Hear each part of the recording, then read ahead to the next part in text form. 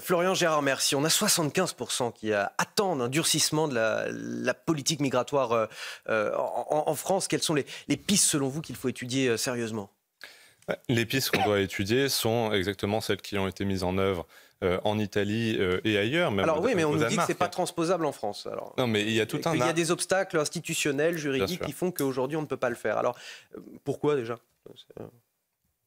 Pourquoi? Mais il y a plusieurs raisons à ça. Juste le droit tel qu'il est, la manière dont ça a été retranscrit, les directives internationales, les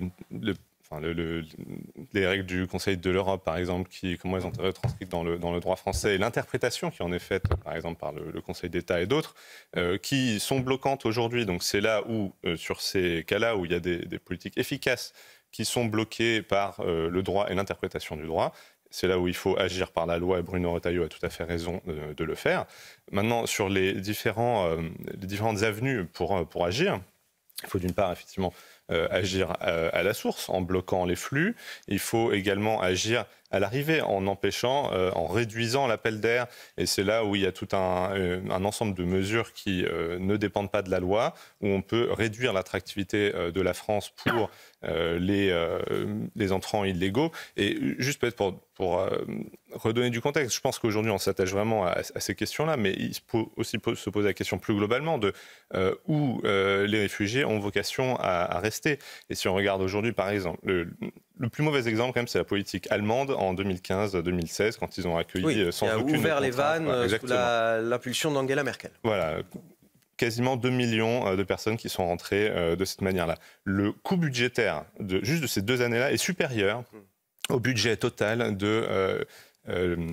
Haut Commissariat aux réfugiés de l'ONU, qui lui s'occupe de centaines de millions de réfugiés dans le monde. Donc on est dans une situation complètement absurde où en fait les pays européens dépensent des sommes énormes par réfugié, alors que par ailleurs les vrais réfugiés, les hommes, les femmes, les enfants qui sont déplacés par la guerre, finalement, se retrouvent dans les pays limitrophes de ces zones de guerre et ne sont pas bien traités, tout simplement parce que l'UNHCR n'a pas de budget. Voilà. Puisqu'il s'agit de budget avec l'argent et le nerf de la guerre, en une phrase, ces propos vous ont choqué aussi, Jean-Luc Mélenchon?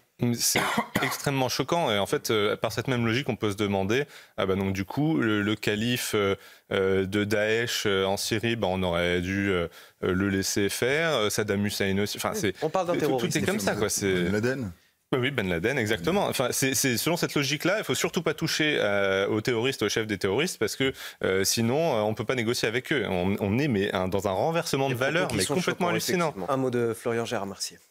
En fait, ce qui est important quand même dans cette question, il y a toute la chaîne de valeur. Donc il faut non seulement des ingrédients pharmaceutiques actifs, ça c'est le paracétamol, et ensuite il faut pouvoir le formuler et le packager pour pouvoir le vendre.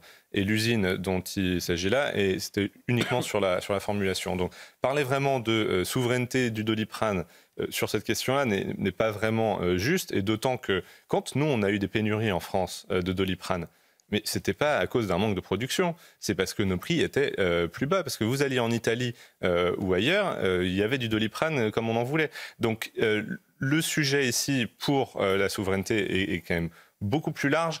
Et honnêtement, ce qui est un peu usant à la fin, c'est de voir toujours cette réaction défensive, de dire pour la souveraineté, il faut défendre ce qu'on a, mais en fait, il faudrait être conquérant. Nous, ce qu'on veut au millénaire pour rendre sa souveraineté à la France, c'est de conquérir, de reconstruire, d'investir. Et comme on l'a bien dit, c'est de reconstruire une industrie. Pour ça, il faut qu'on soit attractif, qu'on réattire les talents. Et on peut aussi citer, par exemple, que le CEO de Moderna, le fondateur, était français. Bon, ben voilà. Donc, s'il avait pu fonder Moderna en France, on n'en serait pas là aujourd'hui non plus. Voilà. Soit 70 refus par jour. Alors c'est vrai que c'est une idée intéressante. Est-ce qu'il faut supprimer les peines de sursis pour ceux qui refusent d'obtempérer face aux forces de l'ordre? Je pense que c'est une très bonne piste, de manière qu'il faut plus globalement durcir bien plus l'arsenal dans ce genre de cas.